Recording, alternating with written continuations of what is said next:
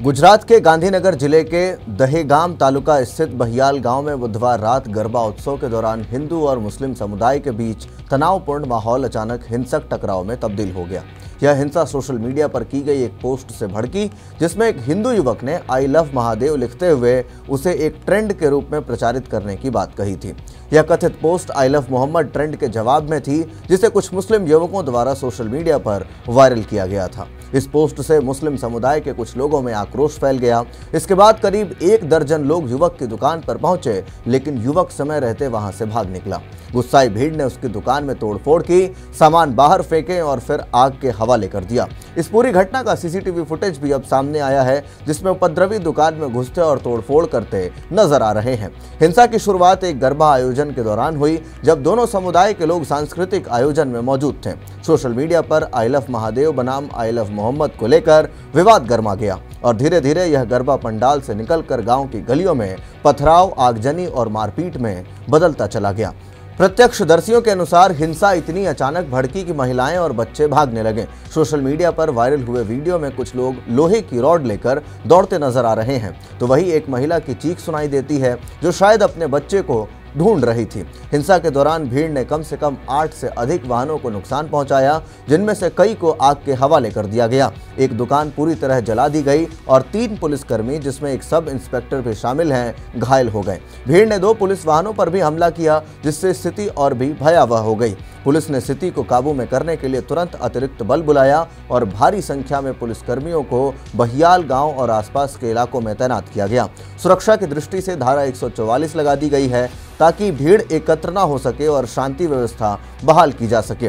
Gujarat police ने इस पूरे घटनाक्रम को गंभीरता से लेते हुए 50 से अधिक लोगों को हिरासत में लिया है और 2 प्राथमिकियां यानी FIR दर्ज की है। पुलिस का कहना है कि इस मामले में सख्त से सख्त कार्रवाई की जाएगी और दोषियों को बख्शा नहीं जाएगा। सीसीटीवी फुटेज, वायरल वीडियो और स्थानीय चश्मदीदों के बयानों के आधार पर पुलिस आरोपियों की पहचान में जुटी है। पुलिस ने यह भी अपील की है कि कोई भी व्यक्ति सोशल मीडिया पर भड़काऊ या झूठी खबरें न फैलाए और जांच में सहयोग करें। यह घटना सिर्फ एक दुकान या कुछ वाहनों को नुकसान की नहीं है, बल्कि यह एक बड़ी सामाजिक चेतावनी है। सोशल मीडिया जैसे मंच जो विचारों को साझा करने के लिए बने थे, अब धार्मिक उकसावों और भावनात्मक बमों का माध्यम बनते जा रहे हैं। आई लव मोहम्मद ट्रेंड को आई लव महादेव से जवाब देने की मानसिकता, जिसमें धार्मिक पहचान की प्रतिस्पर्धा निहित है, सीधे तौर पर आम लोगों की सुरक्षा और सामाजिक सौहार्द को खतरे में डाल रही है। गुजरात, जो पहले ही 2002 के दंगों की गहरी चोट झेल चुका है, उसके लिए यह घटना एक चिंताजनक संकेत है। बहियाल गांव के इस हिंसा ने न सिर्फ धार्मिक ध्रुवीकरण को उजागर किया है, बल्कि यह भी दिखा दिया है कि किस तरह छोटी सी चिंगारी एक पूरे क्षेत्र को हिंसा की लपटों में झोंक सकती है। स्थानीय प्रशासन ने तेजी से कार्रवाई करते हुए हालात को नियंत्रित करने की कोशिश की है, लेकिन यह घटना भविष्य के लिए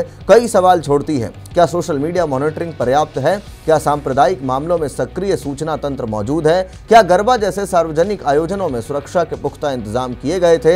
सरकार और स्थानीय प्रशासन को अब न सिर्फ दोषियों को सजा दिलानी होगी, बल्कि यह भी सुनिश्चित करना होगा कि भविष्य में इस प्रकार की घटनाएं न हो। धार्मिक भावनाओं की आड़ में समाज को तोड़ने वाले तथ्यों पर सख्त कार्रवाई की जानी चाहिए। बहियाल गांव की यह घटना एक बार फिर हमें याद दिलाती है कि धार्मिक पहचान और सोशल मीडिया का मेल यदि नियंत्रित न किया जाए, तो वह समाज को खतरनाक दिशा में ले जा सकता है। आई लव महादेव और आई लव मोहम्मद जैसे ट्रेंड अगर अब आपसी सम्मान और सौहार्द के साथ उठाए जाएं, तो वे प्रेरणादायक बन सकते हैं, लेकिन यदि उनका उपयोग टकराव और जवाबी हमलों के लिए किया जाए, तो वे तबाही भी ला सकते हैं। आज जब देश त्योहारों के मौसम में है, जरूरी है कि हम हर धर्म के नाम पर नफरत नहीं, बल्कि एक दूसरे के विश्वास का सम्मान करें, वरना हर गांव, हर पंडाल, हर त्योहार हिंसा की चपेट में आ सकता है। तो ऐसे में जहां एक और आई लव मोहम्मद को ट्रेंड करवाया जा रहा था सोशल मीडिया पर, कानपुर से निकले इस डायलॉग ने पूरे देश में चर्चा बटोरी, तो वहीं किसी एक व्यक्ति ने गुजरात में आई लव महादेव का टैग लगाया, स्टेटस लगाया और फिर उसके बाद उसने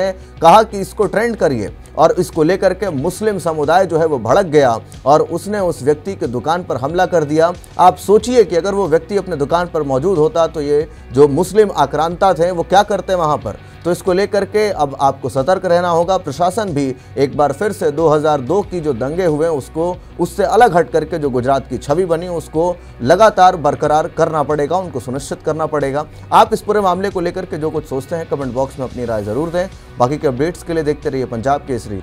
धन्यवाद।